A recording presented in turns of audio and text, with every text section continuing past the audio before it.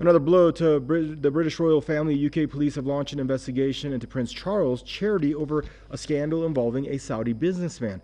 Scotland Yard says the probe follows an assessment published by British media back in September. Police say the letter relates to offers made to the Charles Foundation to help secure honors and citizenship for a Saudi national. Media reported that a Saudi businessman had donated large sums to the charity, and in exchange, then head of the foundation, Michael Fawcett, allegedly agreed to coordinate efforts for a royal honor and even citizenship. Last year, Fawcett resigned following an internal investigation into the scandal. Prince Charles denies any knowledge of the agreements to offer royal honors or citizenship in return for donations.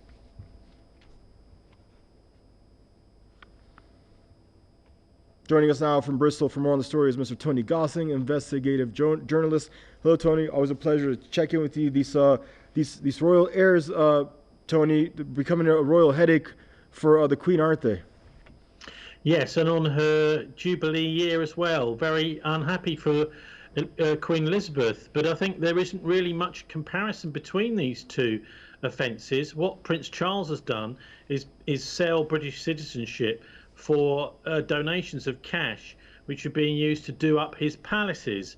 Now, this is, I think, a much more serious offence than, and you wouldn't believe it by looking at the press on it, than Prince Andrew sleeping with this 17-year-old girl, who many have painted as a kind of call girl prostitute who was working for Ghislaine Maxwell and Jeffrey Epstein, and she knew what she was doing when she slept with him. Of course, you can't accuse Andrew of molesting her or assaulting her or anything, because none of this has come to court, and it's been settled out of court. So I think it's just quite important to understand that the crimes of Prince Charles, alleged crimes by giving somebody citizenship, taking these massive donations for his own personal benefit, are actually far worse than those that Andrew's been accused of. Certainly, in my view, if you try and look at it in a level-headed way, but of course the Western media very rarely does that, and Andrew has been painted as a villain, whereas many see him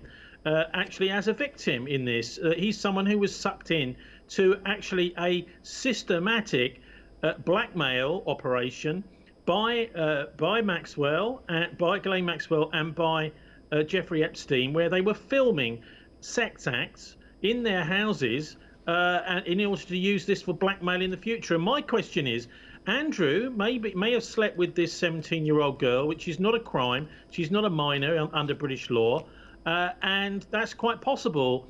In fact, it's even been said that he went back to visit Jeffrey Epstein after he knew he was a child molester. Well, maybe Andrew went back to visit Epstein to find out exactly who that girl was that he'd slept with and how old she was, and questioned him about it, which is what someone might do if they had fallen into this honey trap situation. And my question is, how many other men and women fell into, or maybe women anyway, fell into this honey trap, which had been set by, many say the Mossad were behind Epstein and Ghislaine Maxwell. Certainly Ghislaine Maxwell's father definitely worked for the Mossad. That is to say, Robert Maxwell, a British newspaper owner. And how many other people went there? How many other people are there that could be being blackmailed now in the same way that Andrew had? And it's been very successful. They managed to make millions out of it on the Jubilee year. They timed that perfectly, and almost certainly the Queen has helped Andrew out here. But I think the British royal family is strong enough, tough enough to ride this out, and I'm not entirely sure that Charles has come out of this very well, because there have been so many scandals right the way down from the death of Princess Diana right the way down to today with Prince Charles, and he's certainly not very popular here. In fact, the Queen didn't even go to his wedding, did she? So she says actually the church is more important than Prince Charles, and because he doesn't necessarily want to become a Christian leader of Britain, he wants to be defender of the faiths. And so I think the royal family will tough this out, find some way, maybe even to pass the actual monarchy via Prince Charles, to bypass him and pass it straight to William. We shall see. And when you say that what Prince Charles did is much worse, when you sell and you peddle British honors, what does that mean? And we obviously know what it means to basically letting the Saudi businessman attain through these charitable contributions to the charity to get citizenship. Okay, it's one thing to buy citizenship, but supposedly British honors are a lot more sacred, aren't they? And what does that involve? What does that mean, selling British honors?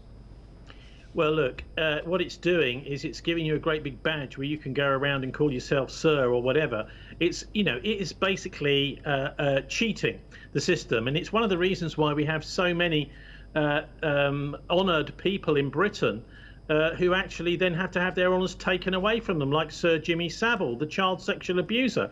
It's because these honours are being dished out as favours to royalty rather than as something which is given to somebody that does a great public service, for example. So the thing is, it's not just Prince Charles's charity. This charity may sound nice, but what they're doing is basically just doing up Prince Charles's personal palaces. And so really it's a kind of personal slush fund for Charles. I think that this is going to be an investigation by the police that will actually make it more and more difficult, as so many things have done in the past, for Prince Charles to take up the throne. Because you have to understand that the monarch has got to be squeaky clean. I was chatting to a Crown prosecutor a few years ago, interviewing him, and he said there's only one person that the Crown Prosecution Service here in Britain cannot prosecute, and that is the reigning monarch. And so the idea that Prince Charles could take up this role, being known to have been committing these various misdemeanors, shall we call them? I mean, he's just being investigated for this one. Is a very, very bad idea, and it would discredit the entire justice system in Britain if he was to then become monarch after being found guilty of any crimes. So, I mean, there's I think much more going on with Charles than there is with Andrew, and there's a lot of fuss being made in the press about Andrew. I do see him as a victim. He's a very unhappy man. He was a very lonely man. He got a divorce back in the 1990s, so he's really had no proper partners for 25 years.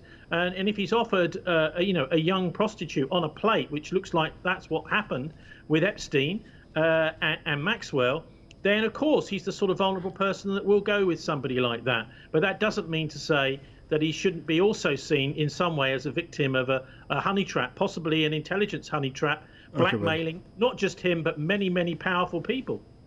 All right, Tony, always a pleasure to check in with you, bud. Stay safe. Mr. Tony Gosling there joining us out of Bristol, and that brings us to the end of your world news here on Press TV. Everyone.